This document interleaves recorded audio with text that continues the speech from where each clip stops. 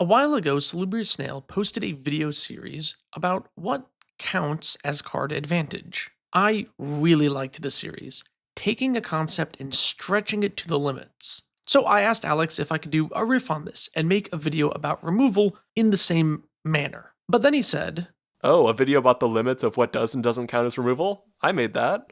oh, oops. Well, I still like the idea of seeing how far you can stretch some of these concepts, so I'll do one about politics instead. But first, real quick, if you want to buy any of the cards I talk about, go to Cool Stuff Inc. and use my code TTM at checkout for a discount. And if you want to sleeve up those cards, go to Dragon Shield and using the same code TTM will get you a discount as well. Plus, it supports the channel. Thanks to both of them for sponsoring the video. In Commander, politics can come in many forms. I would count any deal making between players not within the normal rules of the game to be politics. Some cards will implicitly have politics, like any voting card, for example, but there are others which technically don't involve politics but can lead to a political moment. And those cards which can be political are much more powerful when you use politics. There are a ton of cards I see people play which can get much more powerful if they decided to yap just a little bit. Commander is a social free for all format, so it's best to use that to your advantage. Here are some easy examples.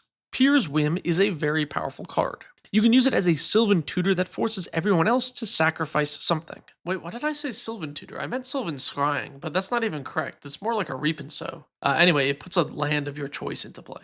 But let's imagine there is a dangerous land in play you want to get rid of. So making a deal with one player, allowing them to keep their mana rock if they grab a Ghost Quarter to destroy that land, could be very powerful, which means you get to use the land tutor to get something else which is powerful, but maybe less threatening than the other land. But a friend or foe card clearly has politics in it. No duh. Protection Racket is less obvious. Initially, upon reading this, you might think, oh, you just play big spells. This way, your opponents won't want to take the damage. And then you get to draw extra cards.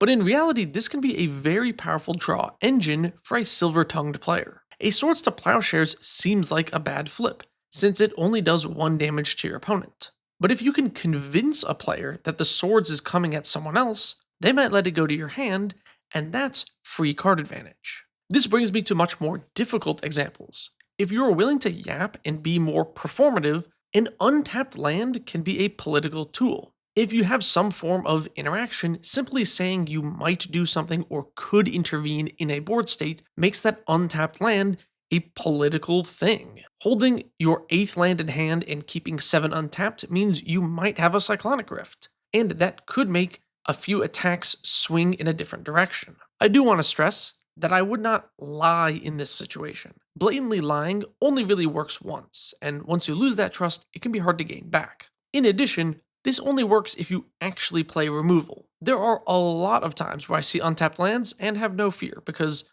most people don't play enough removal. But when I have untapped lands, my friends know I might be able to do something. And that makes my untapped island worth a lot. I wanted a few more examples of cards that are not always political, but can be used in a political way, so I asked my patrons if they had any examples. And honestly, I think my patrons kinda cooked with a few of these picks. Narset's Reversal is already one of my favorite cards, but the politics it can do is very fun as well. If someone only has 1 removal spell and there's 2 threats on the table, as long as they can cast that removal spell twice, Narset's Reversal can remove both things. All you gotta do is work together and use a bit of politics. Most fogs, including Spikeweaver, can be used to save a player in return for some favors. I would caution against saving a player from lethal damage though, since a player losing the game oftentimes will increase your chances of winning by a lot. But in the right situation, sometimes getting them to take a deal for that fog can be beneficial. Funny side tangent, I had a friend get saved by a fog once before without any political deals, and then my friend who survived ended up taking 5 combat steps the next turn and gave everything Pentacascade with Yidris, and we lost in a very spectacular fashion. So just be careful who you save. My patron suggested Tower of Fortunes and Jamaday tome because they are bad. And in some sense, that really does make them political cards. Running bad cards is very political in Commander. Since the threat level is so much lower than the other player's cards, you can fly under the radar and have them direct removal elsewhere. Because 9 times out of 10, I'm removing the Great Henge before I get rid of Tower of Fortunes. Another favorite card of mine is Cauldron of Souls. I usually use this to protect my board, but it can be used to help out other players if needed, which is a neat upside. Lands like Slayer's Stronghold, Sunhome Fortress, Kessig Wolfrun, Rogue's Passage, Witch's Clinic, and more can also be used politically. The ability to give haste to your opponent's stuff is really funny, and I have convinced many players to attack someone else in return for giving them haste. Thanks to all my patrons who put in suggestions. I know I didn't get to all of them, but I really do appreciate the input. I also want to recommend a few commanders that I think lead to a lot of deal making.